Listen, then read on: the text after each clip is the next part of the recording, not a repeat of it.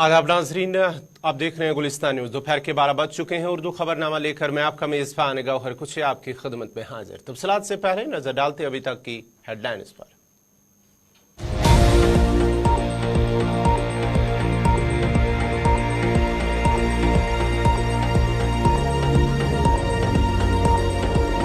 मंशियात की बिद्दत को खत्म करने के लिए पुलिस की कार्रवाई।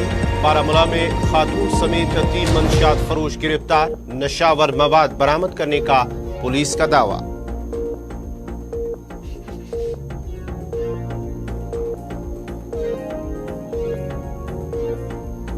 वर्ल्ड कप 2023 का पहला सेमीफाइनल आज। 4 साल बाद वर्ल्ड कप के सेमीफाइनल में एक बार फिर भारत और न्यूजीलैंड आमने सामने।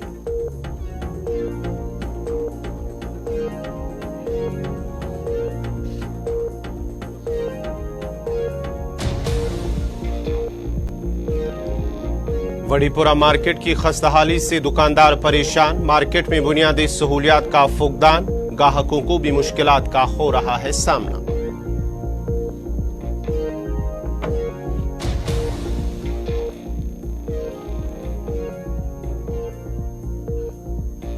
और पेश खबरों की तफसील। सबसे पहले बड़ी खबर सुरनकोट से, जहां पर फोर्सेज ने सर्च ऑपरेशन के दौरान 2 मुश्तबह अफराद को गिरफ्तार किया है। पुलिस राय का कहना है कि इलाके में मुश्तबह अफराद की नकलो हरकत के बाद एसओजी और फौज ने मुश्तरका ऑपरेशन शुरू किया, जिस दौरान इलाके में 2 मुश्तबह अफराद को गिरफ्तार किया गया है, जिनके कब्जे से एक पिस्तौल और कैश भी बरामद हुआ है।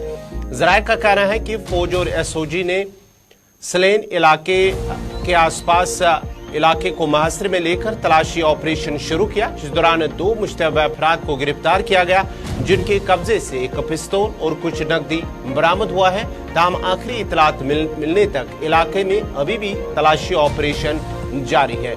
ये सुरनकोट का इलाका सलेन इलाका है, जहां पर फोर्सेस की जानिब से एसओजी और फौज ने मुश्तरका तौर पर एक ऑपरेशन शुरू किया है, जहां पर 2 मुश्तबह अफराद को गिरफ्तार किया गया है, जिनके कब्जे से एक पिस्तौल और कुछ कैश भी बरामद हुआ है। दोनों को फिलहाल गिरफ्तार कर लिया गया है और दोनों से पूछताछ भी जारी है। इलाके में मजीद जो है वहां पर ऑपरेशन सर्च ऑपरेशन अभी भी जारी है।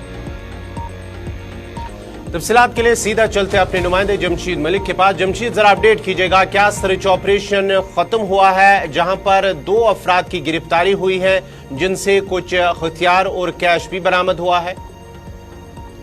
इस वक्त भी सर्च ऑपरेशन इस इलाके में बड़े पैमाने पर चलाया जा रहा है, क्योंकि ये सर्च ऑपरेशन कल देर शाम को शुरू किया गया था, जिसके बाद 2 मुश्तबह अफराद को हिरासत में लिया गया है, जिनके कब्जे से 2 पिस्टल, 4 मैगजीन और 2.5 लाख रुपए के आसपास कैश बरामद किया गया। और उसके बाद ये खबर सामने आ रही है जराये के हवाले से कि इसमें मजीद अभी कुछ लोगों की और गिरफ्तारियां हो सकती हैं, जिसके चलते ये सर्च ऑपरेशन अभी भी चलाया जा रहा है। हालांकि जो लोग गिरफ्तार किए गए, इनमें से ये भी जराये के हवाले से खबर आ रही है कि इनमें से एक गवर्नमेंट मुलाजिम भी है, जिसको हिरासत में लिया गया। उसके बाद इन दोनों नौजवानों को पुलिस स्टेशन सुरनकोट लाया गया, क्योंकि ये सैला के रहने वाले हैं और सैला इलाका मुगल शाहरा के ऊपर पड़ता है, जो फुफरियात के बाद पहला गांव पड़ता है, जहां से इन दोनों को हिरासत में लिया है। कल देर शाम से ही यहां बड़े पैमाने पर सर्च ऑपरेशन शुरू किया गया था, जिसके बाद 2 लोगों को हिरासत में ले लिया गया। और मजीद ये खबर सामने आ रही है कि इसमें और लोगों की गिरफ्तारियां भी हो सकती हैं, जिसके चलते इस वक्त भी इस इलाके में बड़े पैमाने पर सर्च ऑपरेशन अभी भी चल रहा है। गौर जमशीद, जरा ये बताएगा, ये जो 2 मकामी लोग हैं, दोनों की शिनाख्त हुई है, ये बताया जा रहा है कि दोनों लोकल हैं, क्या मिलिटेंसी के साथ या मिलिटेंट ग्रुपों के साथ इनका कोई ताल्लुक है? इस हवाले से पुलिस का क्या कुछ कहना है? अभी तक पुलिस की तरफ से कोई ऑफिशियल तौर पर कोई स्टेटमेंट जारी नहीं किया गया, मगर जराये के हवाले से जरूर खबर सामने आ रही है। हालांकि ये दोनों के नाम भी जराये के हवाले से सामने हैं कि एजाज अहमद है एक, और दूसरा गुलशन अहमद है।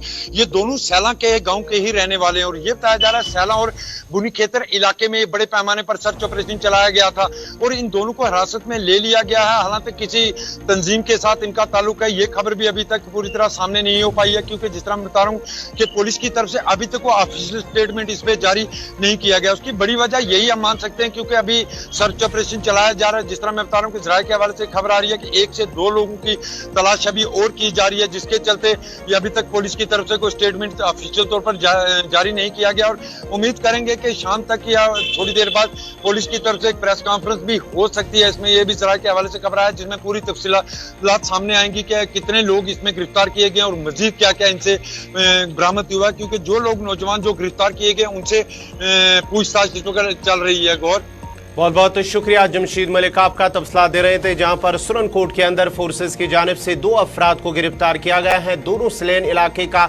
जहां पर इनको गिरफ्तार किया है, और बताया जाता है कि दोनों मकामी हैं, जिनसे 2 पिस्तौल, कुछ गोलियां और साथ ही साथ 2.5 लाख रुपए कैश भी बरामद हुआ है।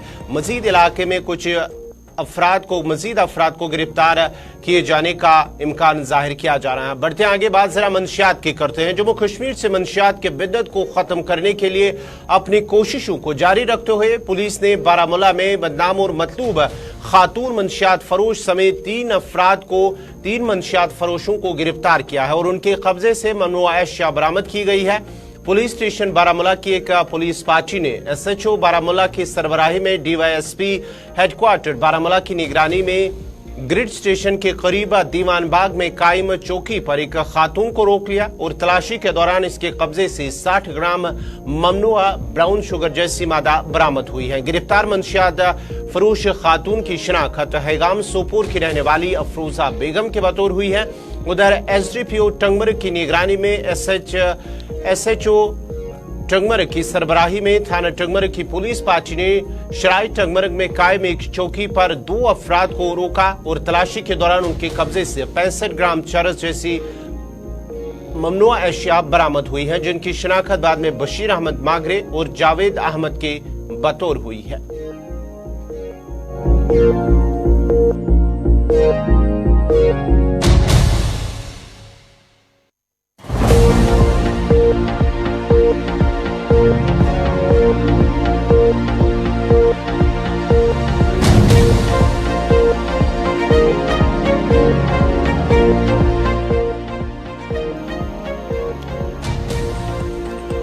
कश्मीर के साथ अपने सदियों पुराने ताल्लुक को बरकरार रखते हुए मुख्तलिफ यूरोपीय और एशियाई ममालिक से परों वाले मेहमान मौसमी परिंदों ने कश्मीर का रुख करना शुरू कर दिया है। दीगर ममालिक की सख्त तरीन सर्दी से बचने के लिए ये परिंदे अपने ममालिक की नस्बत कश्मीर के मुतदिल मौसम को तरजीह देते हैं। इंतजामिया के मुताबिक ये परिंदे साइबेरिया, चीन, फिलिपाइन, मशरकी यूरोप और जापान से यहाँ आते हैं। परों वाले मेहमान अक्टूबर के वस्त में कश्मीर पहुंचना शुरू कर देते हैं। इन मेहमान परिंदों में मुख्तलिफ परिंदे हैं, जिनमें कामन सरगिनिस, नार्दर्न पेंटिल और कामन पुजाड़ जैसे परिंदे कश्मीर की आबी पनागाहों का रुख करते हैं। मेहमान परिंदे इन दिनों कश्मीर के मशहूर वेटलैंड्स जिनमें होखरसर, वुलर झील, हैगाम, शालाबुग समेत दीगर आबी जखायर को अपनी आरजी रिहाइशगाह बना रहे हैं। ये परिंदे अपने अपने इलाकों को रवाना होने से कबल कश्मीर के आबी पनागाहों में 5 माह का अरसा गुजारते हैं। गुज़िश्ता बरसों से इन परिंदों के गैर कानूनी शिकार का बढ़ता रुझान मुतलका महकमे के लिए तशवीश का बायस बना हुआ है, जिसे मुतलका हुकाम के मुताबिक काफी हद तक रोक दिया गया है।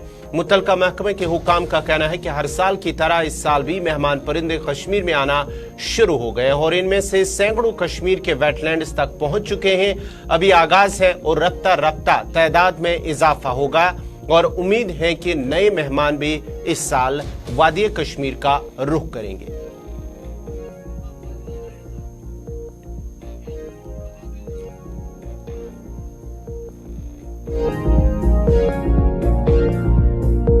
देखिए, माइग्रेटरी बर्ड सीजन स्टार्ट हो चुका है।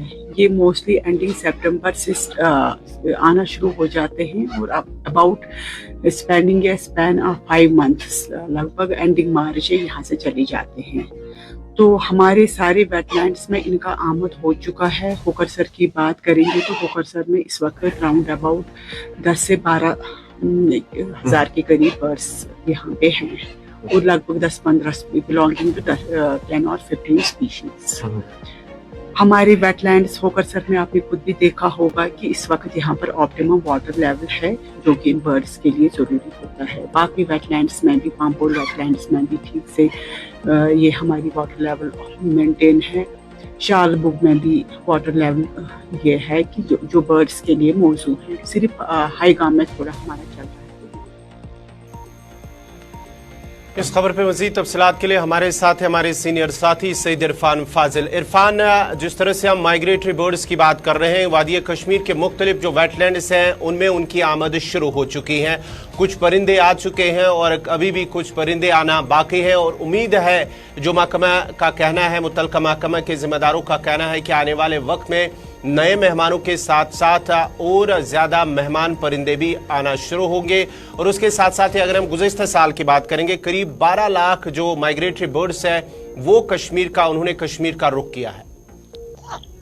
देखिए गौर, जहां तक आपने भी कहा और साथ ही साथ जिस तरीके से हम माइग्रेटरी बर्ड्स को लेकर मैं बात करूंगा, इसका एक इम्पैक्ट जो है पूरे कश्मीर में है। नो डाउट अबाउट इट कि जितने भी हमारे वाटर बॉडीज है या वेटलैंड सर्विसेज है, वहां पर अगर हम देखें तो इसका डिफरेंट सा इम्पैक्ट रहता है, क्योंकि माइग्रेशन के साथ साथ वेटलैंड में जो बर्ड्स आ रहे हैं, अभी जिस तरीके से शुरुआत हो चुकी है, मैं तो कहूंगा कि it's a fantastic arrival for Siberian birds, जो कि Siberia, China, east America, different countries से यहाँ पर आते हैं। और उसके बाद एशियन कंट्रीज में खासतौर पर अगर मैं बात करूं, कश्मीर में अपना बसेरा करते हैं। इनका ट्रैवल तकरीबन 5 महीने के हवाले से रहता है, जबकि सितंबर ऑनवर्ड्स ही जो है ये वादी कश्मीर की ओर रुख करते हैं, और उसके बाद मार्च एंडिंग तक जो है अपने देश वापस चले जाते हैं। मगर साथ साथ जिस तरीके के मामलात और हालात है, खासतौर पर यानी पोचिंग के मामलात है, अरेंजमेंट्स है, वाटर लेवल को लेकर है, इसका एक बेंचमार्क है। खासतौर पर अगर मैं बात करूं डिपार्टमेंट के इनसे, जिनकी लाजमन एक बड़ी जिम्मेदारी बनती है इन साइबेरियन बर्ड्स, खासतौर पर इन जी हाँ मुहाजिर परिंद का खासतौर पर अच्छा इस्तेकबाल भी हो और अच्छा देखभाल भी हो। नो डाउट अबाउट इट कि ये कश्मीर की एक पहचान है। बल्कि इसके साथ साथ अगर मैं बात करूं यूटी गवर्नमेंट के साथ साथ अगर देखा जाए, जो सैयाह लोग हैं खासतौर पर, वो भी एक्साइटेड रहते हैं कि वो भी इन महाजिर परिंदों को देखने के लिए यहाँ आते हैं और एक बड़ा खूबसूरत सा वक्त गुजारते हैं। और साथ ही साथ अगर देखा जाए तो इसका इम्पैक्ट अब वर्ल्ड वाइड चला गया है, क्योंकि लास्ट टाइम हमने देखा कि पिछले साल ऑन एंड रिकॉर्ड 12 लाख के करीब जो है माइग्रेटरी बर्ड्स ट्रैवल कर चुके थे कश्मीर। और इस बारी भी बड़ा इम्पैक्ट ये है कि जबकि 10-15 हजार के करीब बर्ड्स आ चुके हैं और धीरे धीरे ये मार्क ऑफ लेवल जो है बढ़ने वाला है। इरफान एक चीज जानना चाहूंगा, अगर हम इन होकर इनके जो वेटलैंड्स है उनकी बात करेंगे, क्या अभी वो जो पानी की सतह है उनके अंदर मौजूद हैं कि जहां पर ये माइग्रेटरी बर्ड्स ये 5 महीने गुजार सकेंगे? क्योंकि मार्च तक उनका रहना कश्मीर में होता है, कश्मीर के वेटलैंड्स में ये रहते हैं। सवाल पूछा आपने, जबकि वाटर लेवल और वाटर बॉडीज का ताल्लुक है, इसमें वाटर लेवल मार्क बड़ा इंपॉर्टेंट है। कुछ ऐसे वाटर बॉडीज है जहां पर अभी पानी की किल्लत है, जिसे मेंटेन करने के लिए जो है डिपार्टमेंट के एंड से भी बात की जा रही है। और कुछ वाटर बॉडीज ऐसी है जहां पर वाटर ऑफ लेवल मार्किंग जो है ठीक है।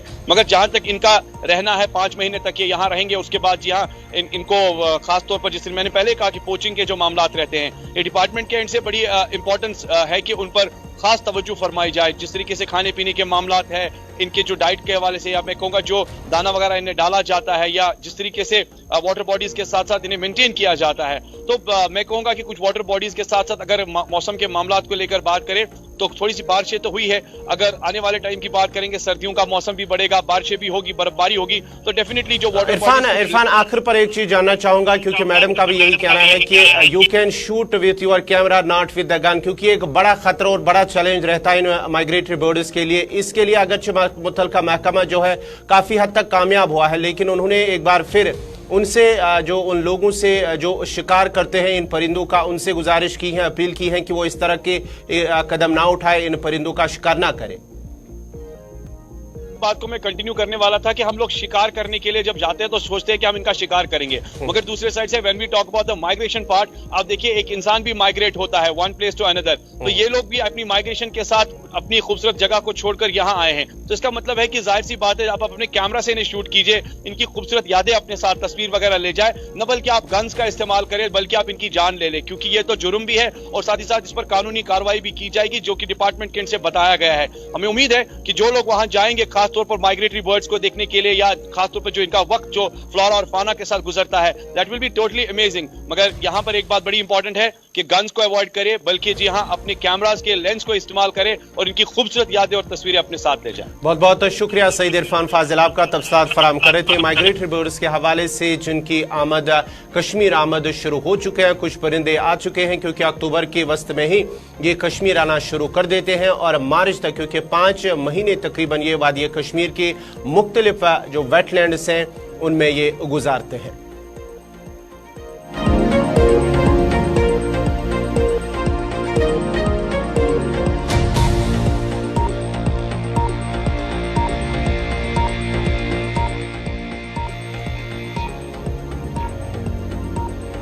चलिए बढ़ते आगे, बात करेंगे आज वर्ल्ड कप के हवाले से, क्योंकि आज पहला सेमीफाइनल आलमी कप 2023 का पहला सेमीफाइनल मैच आज मुंबई के वानखेड़े स्टेडियम में भारत और न्यूजीलैंड के दरमियान खेला जाएगा। भारत की टीम अब तक वर्ल्ड कप 2023 के मुकाबलों में सबसे बेहतरीन रही है और ग्रुप मैचेस में नाकाबिल शिकस्त होने की वजह से न्यूजीलैंड के खिलाफ खेले जाने वाले पहले सेमीफाइनल के लिए फेवरेट है।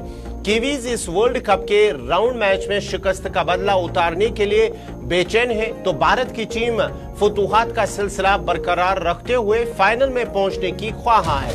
वर्ल्ड कप में भारत ने उम्दा खेल पेश करते हुए अपने तमाम 9 मैचों में कामयाबी हासिल की है, जिसमें टीम के सबसे तजुर्बाकार बल्लेबाजों विराट कोहली और कप्तान रोहित शर्मा का किरदार इंतहाई अहम रहा है, जहां ये दोनों बल्लेबाज अब तक इवेंट में बिलतरतीब 594 और 503 रन बना चुके हैं।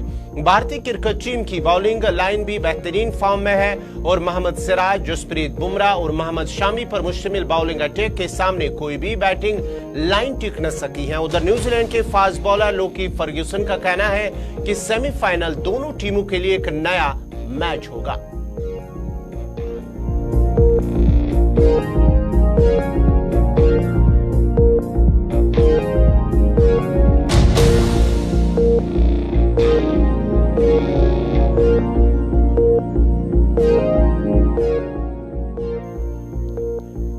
सयाहती मकाम गुलमर्ग में टूरिस्ट गाइड मामले पर secretary tourism doctor Saeed Abid Rashid Shah ने कहा है कि बहुत जल्द इस हवाले से हतमी फैसला लिया जाएगा, क्योंकि गुलमर्ग में काम करने वाले सभी लोग मुतल्लिका महकमे के लिए काफी अहमियत रखते हैं और जो भी मसाइल थे उनको किसी हद तक हल किया गया है और आने वाले दिनों में एक सही फैसला किया जाएगा। याद रहे कि सयाहती मकाम गुलमर्ग में महकमे सयाहत ने चंद रोज पहले एक ऑर्डर जारी किया था, जिसमें कहा गया कि महकमे सयाहत गुलमर्ग में तमाम खदमात फराहम करने वालों को रोजी रोटी कमाने के मसावी मौके फराहम करने के मकसद से मल्टी सर्विस रजिस्ट्रेशन मनसूख कर रही है।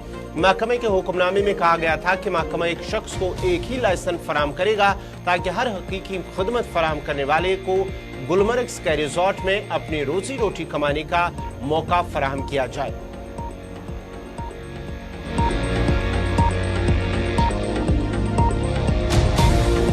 हैं हमारे, उनको तो बहुत इम्पोर्टेंट है हमारे लिए, ऐसा नहीं है कि वो कोई कम इम्पोर्टेंट है, वो महकमे के लिए बहुत इम्पोर्टेंट स्टेक होल्डर्स हैं।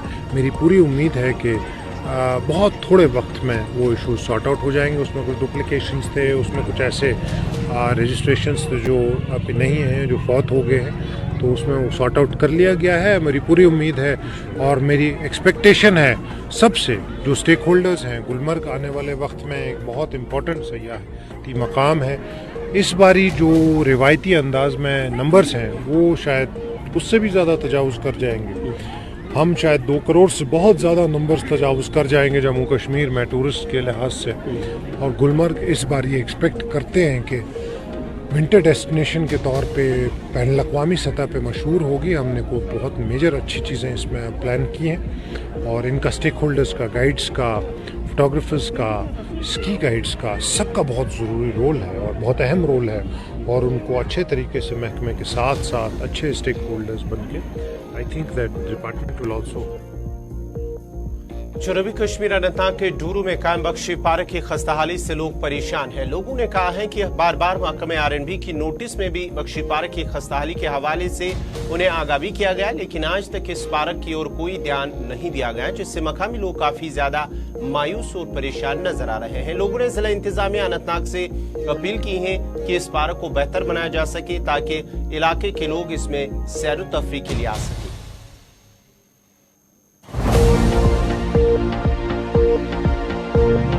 वो कोई कबाड़ खाना है और आरएनबी डिपार्टमेंट ने इस बारे में आज तक कोई ऐसा काम नहीं किया। जैसा कि पहले वह हुआ करता था, वहाँ फूलों की महक आती थी हर तरह। बख्शी बाग में जो एक तारीखी बाग है उसमें यहाँ के लोग आते थे, बैठते थे, गपशप लगाते थे और सैर तफरीह करते थे। और आज उसकी हालत है कि वो बहुत खराब हालत में है।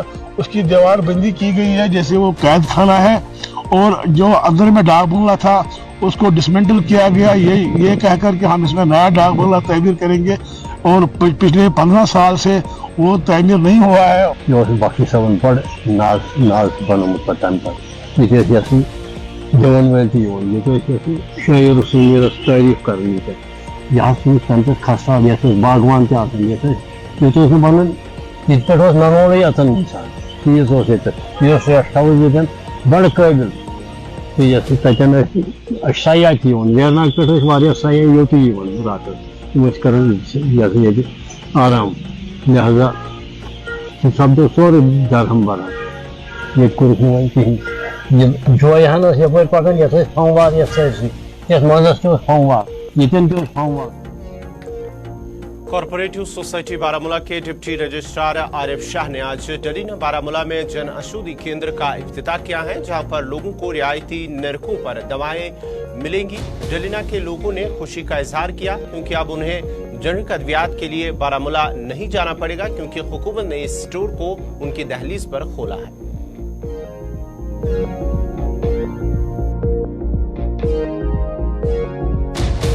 इनिशिएटिव है गवर्नमेंट की तरफ से कि यहाँ पे एक जो मेडिसिन शॉप यहाँ पे इसका आज इनॉग्रेशन हुआ है।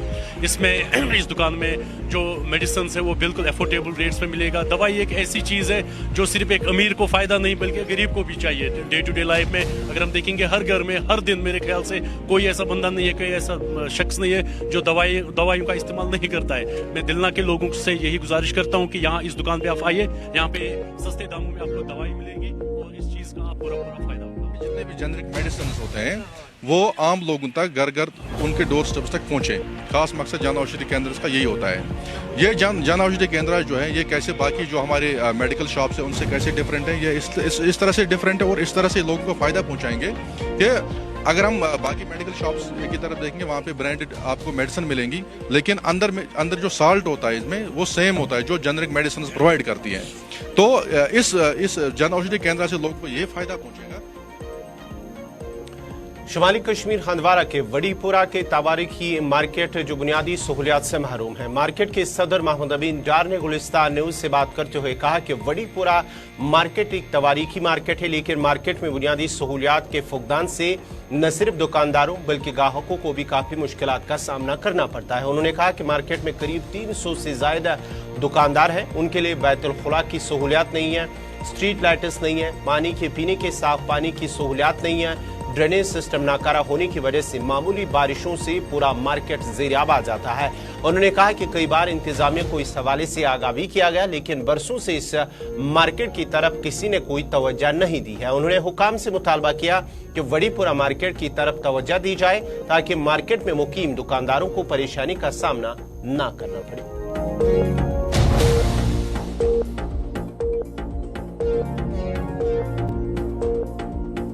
दावे करते हो हम ऐसा काम करते हैं, व्हेन वी आर लेकिन बेसिक फैसिलिटीज, ड्रिंकिंग वाटर, यहाँ इलेक्ट्रिसिटी की बात है या चाहे एटीएम की बात है, चाहे किसी और इदारे की बात है, जब हमारे पास बेसिक फैसिलिटीज़ है नहीं, हम इन दावों का क्या करेंगे? हम तो जूझ रहे हैं, हम तो बहुत परेशान है, हमारे पास बेसिक फैसिलिटीज़ अवेलेबल है नहीं। इसलिए हर कोई ट्रेडर जो भी इस मार्केट के साथ मुंसलिक है, चाहे वो ट्रेडर है, चाहे वो कॉमन आदमी है, चाहे वो लेबर है, चाहे और कोई, वो बहुत ज़्यादा सफ़र कर रहा है। अगर यहाँ पे हमारे ये एटीएम और बैंक शाख होता तो लोगों के मसाइल हल हो जाते, एज कम्पेयर टू बढ़ जाते, क्योंकि अपने इलाके में था, शाम को भी आ सकते थे। ये मुश्किल गसान कि अगर जन बैंक ये वंदस में पे लूकन हंदवोर वसन कह तो यम दोस कम कर चीर पन पोस कड़ा यम चीज ओर दे निवान, मगर ये बैंक ये एटीएम न जनाब शान बाथरूम न लाइट, ड्रेनेज सिस्टम तह फुटपाथ ये फुटपाथ अगेन बनोमुत बेगन कहें,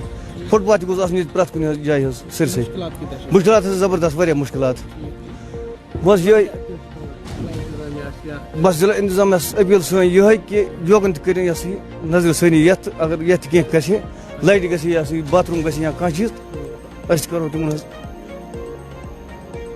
नाजरीन चलते चलते आपको बताते चले कि डोडा के असर इलाके में सड़क का एक दिलदोज हादसा पेश आया है। ताहम इस हवाले से अभी तफसीलात आने बाकी हैं कि इस हादसे में कितने लोग जख्मी हैं, उनकी मौत हो चुकी है। फिलहाल आपको इस खबर बताते हैं जिला डोडा के असर इलाके में, जहां पर एक मुसाफिर गाड़ी को हादसा पेश आया है। नाजरीन फिलहाल खबरनामे में इतना ही। अपने मेजबान गौहर कुछ को इजाजत दीजिए। अल्लाह हाफ़िज़।